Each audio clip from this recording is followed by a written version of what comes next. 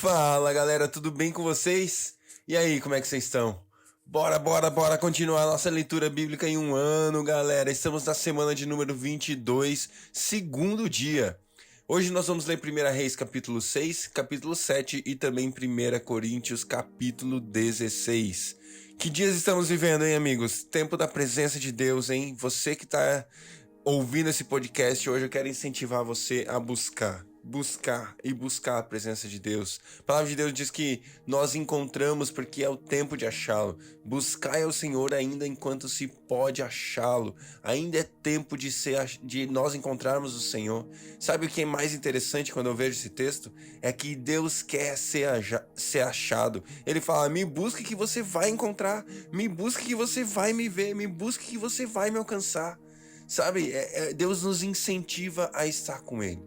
Eu quero incentivar você nesse dia, durante esse tempo de leitura, foca nele, busca ele, fala, Deus, senta aqui do meu lado, eu quero ler tua palavra, eu quero ouvir tua palavra, mas fala comigo. Eu não quero que seja mais um tempo, mais um podcast, mais uma escutada da sua palavra, mas eu quero que seja diferente hoje. E ele vai estar contigo, eu tenho certeza, porque nós estamos buscando, enquanto nós podemos achar. Pai, obrigado por esse dia, obrigado pelo teu amor por nós, obrigado porque o Senhor está aqui. E o Senhor está tão perto quanto a nossa fome, quanto a nossa sede, quanto o nosso desejo de estar contigo, Pai. E nós desejamos estar contigo, Senhor. Nós desejamos a sua presença, Senhor. Nós desejamos ardentemente, assim como a noiva anseia pelo noivo, assim como a corça anseia pelas águas, nós ansiamos por ti. Nós desejamos o Senhor ardentemente, Pai. Ah, Senhor, levanta de novo uma igreja apaixonada, uma igreja que te ama, uma igreja que te busca. Pessoas, Deus, ao redor desse mundo, Deus, amando o Senhor acima de todas as coisas, amando o próximo como ao Senhor, Pai, em nome de Jesus, Pai. Amando o próximo como a si mesmo, amando o Senhor acima de todas as coisas, Pai. Nos levante nesses dias, ó Deus. Nos levante nesses dias, acende um fogo em nossos corações, que nós possamos queimar em amor por Ti, Deus. Queimar em amor por Ti. O fogo em seus olhos é o amor que o Senhor tem por nós. Nós queremos olhar nos teus olhos e queimar em amor por ti, Senhor. Fala conosco nesse tempo de leitura da palavra. Nós queremos, em nome de Jesus, Pai, que ela vá além da letra e traga revelação. É o que nós oramos a ti, em nome de Jesus. Amém. Glória a Deus. Vamos nessa. Semana 22, segundo dia, 1 Reis 6, 7 e também 1 Coríntios capítulo 16. 480 anos depois que os israelitas saíram do Egito, no quarto ano do reinado de Salomão em Israel, no mês de Ziv, o segundo mês, ele começou a construir o templo do Senhor. O templo que o rei Salomão construiu para o Senhor media 27 metros de comprimento, 9 metros de largura e 13 metros e meio de altura. O pórtico da entrada do santuário tinha a largura do templo, que era de 9 metros, e avançava 4 metros e meio à frente do templo. Ele fez para o templo janelas com grades estreitas. Junto às paredes do átrio principal e do santuário interior, construiu uma estrutura em torno do edifício, na qual havia salas laterais. O andar inferior tinha 2 metros e 25 centímetros de largura. O andar intermediário tinha 2 metros e 70 centímetros e o terceiro andar tinha 3 metros e 15 centímetros. Ele fez saliências de apoio nas paredes externas do templo, de modo que houve necessidade de perfurar as paredes.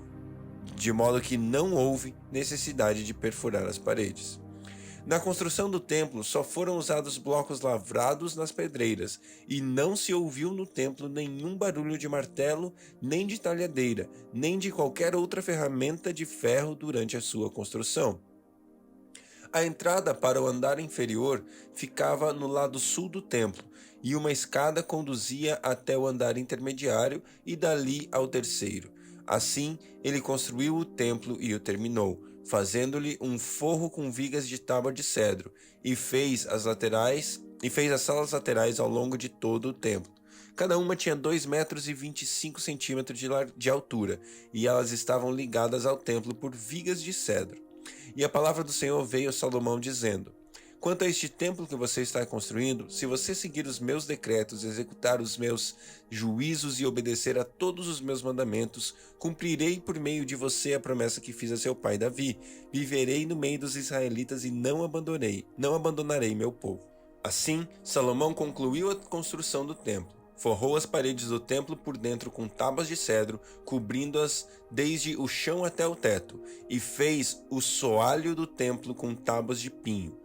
Separou 9 metros da parte de trás do templo, fazendo uma divisão com tábuas de cedro no chão ao teto, para formar dentro do templo o santuário interno, o lugar santíssimo. O átrio principal, em frente dessa sala, media 18 metros de comprimento. O interior do templo era de cedro, com figuras entalhadas de frutos e flores abertas. Tudo era de cedro, não se via pedra alguma. Preparou também o santuário interno no templo para ali colocar a arca da aliança do Senhor. O santuário interno tinha 9 metros de comprimento, 9 metros de largura e 9 metros de altura. Ele revestiu o interior de ouro puro e também revestiu de ouro o altar de cedro. Salomão cobriu o interior do templo de ouro puro e estendeu correntes de ouro em frente do santuário interno, que também foi revestido de ouro. Assim, ele revestiu de ouro todo o interior do templo e também o altar que pertencia ao santuário interno. No santuário interno, ele esculpiu 2 querubins de madeira de oliveira, cada um com 4,5 metros de altura. As asas abertas dos querubins mediam 2,25 metros, 4,5 metros da ponta de uma asa até a outra. Os 2 querubins tinham a mesma medida e a mesma forma. A altura de cada querubim era de 4,5 metros. Ele colocou os querubins com as asas abertas no santuário interno do templo. A asa de um querubim encostava numa parede, a do outro encostava na outra, e as suas outras asas encostavam uma na outra no meio do santuário. Ele revestiu os querubins de ouro. Nas paredes ao redor do templo, tanto na parte interna como na externa, ele esculpiu querubins, tamareiras e flores abertas. Também revestiu de ouro os pisos, tanto na parte interna como na externa do templo. Para a entrada do santuário interno, fez portas de oliveira com batentes de 5 lados, e nas 2 portas de madeira de oliveira esculpiu querubins, tamareiras e flores abertas, e revestiu os querubins e as tamareiras de ouro batido. Também fez pilares de 4 lados, de madeira de oliveira para a entrada do templo. Fez também 2 portas de pinho, cada uma com 2 folhas que se articulavam por meio de dobradiças. Entalhou figuras de querubins e tamareiras e de flores abertas nas portas e as revestiu de ouro batido. E construiu o pátio interno com 3 camadas de pedra lavrada e uma de vigas de cedro. O alicerce do templo do Senhor foi lançado no mês de Ziv, do 4º ano. No mês de Bul, o 8º mês do 11º ano, o templo foi terminado com todos os seus detalhes, de acordo com suas especificações. Salomão levou 7 anos para construí-lo. Um fato interessante aqui, pessoal, é boa parte do templo, boa parte daquilo que Deus está fazendo ali, né, nesse momento da construção do templo, ele usa madeira e reveste de ouro. Madeira revestida de ouro. É muito interessante isso porque a madeira fala um pouco de nós, fala um pouco da humanidade, fala um pouco de quem nós somos. E o ouro fala da santidade, fala daquilo que Deus é. O ouro, ele fala da cobertura, do mover de Deus em cima de mim e de você. Eu e você hoje somos o templo de Deus. E como madeira pura, madeira sem a ação de Deus, nós não somos aptos o suficiente para receber a presença de Deus, para sermos o templo de Deus. Mas o desejo de Deus é que eu e você sejamos o templo dele, eu e você carreguemos a presença dele, eu e você possamos viver encharcados na presença de Deus.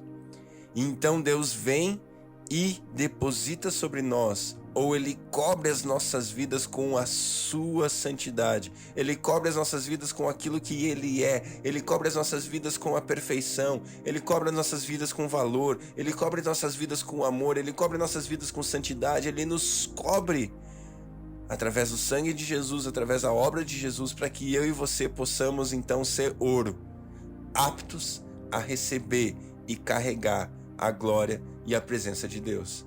Isso é muito forte. Fala para mim e para você de que nós, madeira, nós, seres humanos, nós, pessoas, podemos sim ser revestidos por aquilo que é divino e a partir de então viver uma vida cheia da presença de Deus. Daqui a um tempo a gente vai ler o que aconteceu nesse templo, como a presença de Deus veio, e eu e você vamos entender que quando nós vivemos debaixo da graça, debaixo daquilo que Jesus fez por nós, eu e você devemos e podemos carregar a presença de Deus. Glória a Deus. 1 Reis, capítulo 7. Salomão levou 13 anos para terminar a construção do seu palácio. Ele construiu o palácio na floresta do Líbano com 45 metros de comprimento, 22 metros e meio de largura e 13 metros e meio de altura. Sustentado por 4 fileiras de colunas de cedro, sobre as quais apoiavam-se vigas de cedro aparelhadas, o forro de cedro ficava sobre as 45 vigas, 15 por fileira, que se apoiavam nas colunas. Havia janelas dispostas de 3 em 3, uma frente à outra. Todas as portas tinham estrutura retangular, ficavam na parte da frente, dispostas de 3 em 3, uma em frente à outra. Fez um pórtico de colunas de 22 metros e meio de comprimento e 13 metros e meio de largura. Em frente havia um pórtico com colunas e uma cobertura que se estendia além das colunas. Construiu a sala do trono, isto é, a sala da justiça, onde iria julgar, e revestiu-a de cedro desde o chão até o teto. E o palácio para sua moradia, no outro pátio, tinha um formato semelhante. Salomão fez também um palácio como esse para a filha de Faraó com quem tinha se casado. Todas essas construções, desde o lado externo até o grande pátio e do alicerce até o beiral, foram feitas de pedra de qualidade superior, cortadas sob medida e desbastadas com uma serra nos lados internos e externos. Os alicerces foram lançados com pedras grandes de qualidade superior, algumas medindo 4,5 metros e outras 3,60 metros. Na parte de cima havia pedras de qualidade superior, cortadas sob medida, e vigas de cedro. O grande pátio era cercado por um muro de 3 camadas de pedra lavrada e uma camada de viga de cedro aparelhada, da mesma maneira que o pátio interior do templo do Senhor, como seu pórtico. O rei Salomão enviara mensageiros a Tiro e trouxera Hurão, filho de uma viúva da tribo de Naftali e de um cidadão de Tiro, artífice de bronze. Hurão era extremamente hábil e experiente e sabia fazer todo tipo de trabalho em bronze. Apresentou-se ao rei Salomão e depois todo o trabalho lhe foi designado. Ele fundiu 2 colunas de bronze, cada uma com 8 metros e 10 centímetros de altura e 5 metros e 40 centímetros de circunferência, medidas pelo fio apropriado. Também fez 2 capitéis de bronze, fundindo para colocar no alto das colunas. Cada capitel tinha 2 metros e 25 centímetros de altura. Conjuntos de correntes entrelaçadas ornamentavam os capitéis no alto das colunas, 7 em cada capitel. Fez também romãs em 2 fileiras, que circuncidavam cada conjunto de correntes para cobrir os capitéis no alto das colunas. Fez o mesmo com cada capitel. Os capitéis no alto das colunas do pórtico tinham o formato de lírios, com 1,80 metro de altura. Nos capitéis das 2 colunas acima da parte que tinha formado a taça, perto do conjunto de correntes, havia 200 romãs enfileiradas ao redor. Ele levantou as colunas na frente do pórtico do templo. Deu o nome de Jaquim, a coluna ao sul, e de Boaz, a coluna ao norte. Os capitéis no alto tinham forma de lírio, e assim completou-se o trabalho das colunas. Fez o tanque de metal fundido, redondo, medindo 4,5 metros de diâmetro e 2,25 metros de altura. Era preciso um fio de 13,5 metros para medir sua circunferência. Abaixo da borda e ao seu redor havia 2 fileiras de frutos, de 5 em 5 centímetros, fundidas numa só peça com o tanque. O tanque ficava sobre 12 touros, 3 voltados para o norte, 3 voltados para o oeste, 3 voltados para o sul e 3 para o leste. Ficava em cima deles e as pernas traseiras do touro eram voltadas para o centro. A espessura do tanque era de 4 dedos e sua borda era uma borda de um cálice, como uma flor de lírio. Sua capacidade era de 40.000 litros. Também fez 10 carrinhos de bronze. Cada um tinha 1,80 m de comprimento e de largura, e 1,35 m de altura.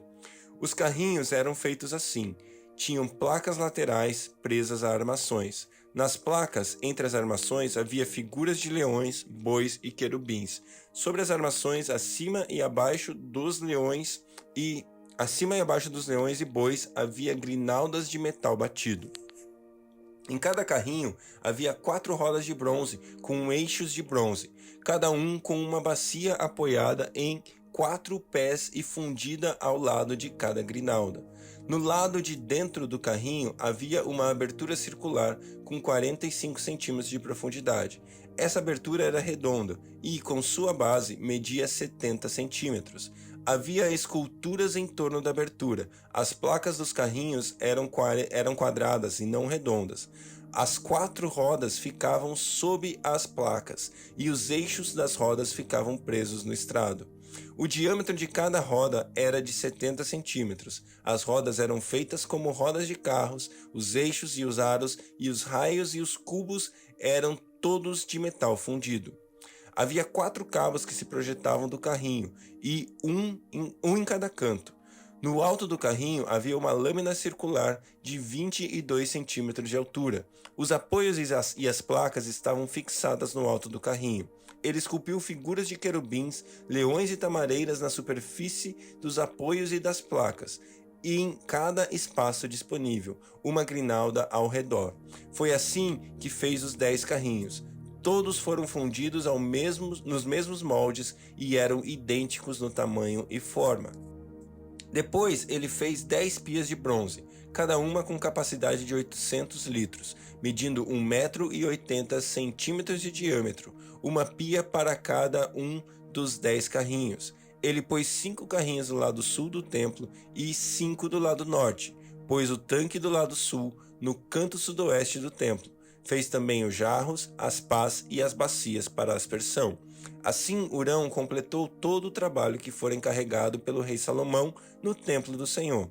As 2 colunas, os 2 capitéis em forma de taça no alto das colunas, os 2 conjuntos de correntes que decoravam os 2 capitéis, as 400 romãs para os 2 conjuntos de correntes, 2 fileiras de romãs para cada conjunto, os 10 carrinhos com suas 10 pias, o tanque e os 12 touros debaixo dele, os jarros, as pás e as bacias de aspersão.